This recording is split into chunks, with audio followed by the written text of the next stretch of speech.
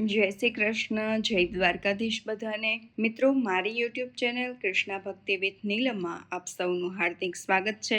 દરેક ભક્તોને શ્રાવણ મહિનાની ખૂબ ખૂબ શુભેચ્છા. મિત્રો, આપણી આ ચેનલમાં કથાની શ્રેણી સાથે દ્વાદશ જ્યોતિર્લિંગની શ્રેણી પણ ચાલી રહી છે.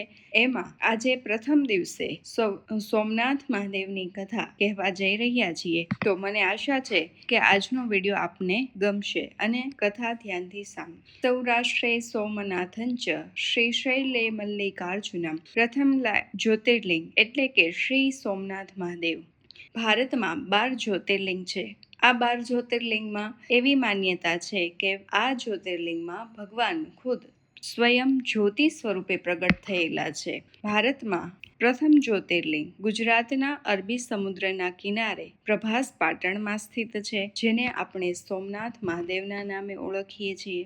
એવું માનવામાં આવે છે કે અહીં ભગવાન શિવ સ્વયં જ્યોતિ સ્વરૂપે પ્રગટ થયા છે. પ્રાચીન સમયમાં પ્રજાપતિ દક્ષની 27 પુત્રીઓ હતી. દક્ષ તેમની 27 પુત્રીઓના લગ્ન ચંદ્રદેવ સાથે કર્યા હતા. આ 27 પુત્રીઓ નક્ષત્રોના સ્વરૂપ માનવામાં આવે છે, પરંતુ ચંદ્રદેવ પોતાની પત્ની રોહિણીને વધુ પ્રેમ કરતા હતા. બાકીની પત્નીઓની અવગણના થવા લાગી અને આ અવગણના કારણે પત્નીઓ ખૂબ દુઃખી થઈ અને પોતાનું દુઃખ કહેવા માટે પિતા દક્ષ પ્રજાપતિ પાસે પહોંચી ગઈ.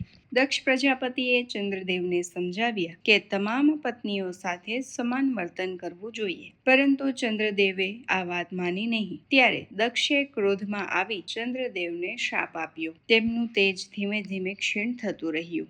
શાપના પ્રભાવથી ચંદ્રદેવનું તેજ ઘટવા લાગ્યું. સમગ્ર સૃષ્ટિમાં અંધકાર ફેલાવા લાગ્યો. દરેક જીવો, વનસ્પતિઓ, ઔષધિઓ, દરેક જગ્યાએ પૃથ્વી ઉપર પણ ચંદ્રદેવનું તેજ ધીમું થતા અસર થવા લાગી. ઋષિઓ અને મનુષ્યો સૌ ચિંતિત થયા. ચંદ્રદેવ બ્રહ્માજી પાસે ગયા અને ઉપાય પૂછ્યો. બ્રહ્માજીએ કહ્યું, હે ચંદ્રદેવ, તમે પ્રભાસ ક્ષેત્રમાં જઈ ભગવાન શિવની કઠોર તપસ્યા કરો. મહાદેવ પ્રસન્ન થશે તો શાપમાંથી મુક્તિ મળશે. ચંદ્રદેવે પ્રભાસ પાટણમાં આવી સમુદ્ર કિનારે બેસીને મહામૃત્યુંજય મંત્રનો જાપ શરૂ કર્યો. તેમણે દીર્ઘાયુ સુધી ઉપવાસ, જાપ અને ધ્યાન દ્વારા ભગવાન શિવની આરાધના કરી. તેમની અખંડ ભક્તિથી ભગવાન શિવ પ્રસન્ન થયા અને જ્યોતિ રૂપે પ્રગટ થયા. ભગવાન શિવે ચંદ્રદેવને કહ્યું, હે સોમ, હું તારી ભક્તિથી પ્રસન્ન થયો છું.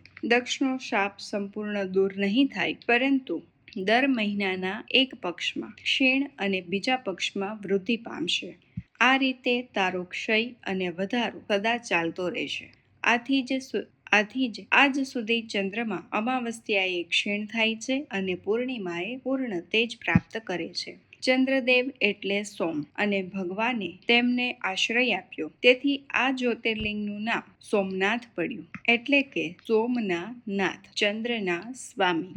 કહેવામાં આવે છે કે ચંદ્રદેવે સૌ પ્રથમ સોનાનું મંદિર બાંધ્યું, પછી રાવણે ચાંદીનું મંદિર બનાવ્યું, શ્રી કૃષ્ણએ ચંદનનું મંદિર સ્થાપ્યું અને પછી રાજાઓએ પથ્થરના ભવ્ય મંદિરનું નિર્માણ કર્યું. સોમનાથ મંદિર પર અનેક વખત વિદેશી આક્રમણોથી તે ધ્વસ્ત થયું. કેટલીક વાર મહેમૂદ ગઝનવીએ, કેટલીક વાર અન્ય કેટલાક વિદેશી આક્રમણોને કારણે મંદિર અનેકો વાર ધ્વસ્ત થયું, પણ તેમ છતાં શ્રદ્ધાના બળથી વારંવાર પુનઃ નિર્માણ પામ્યું.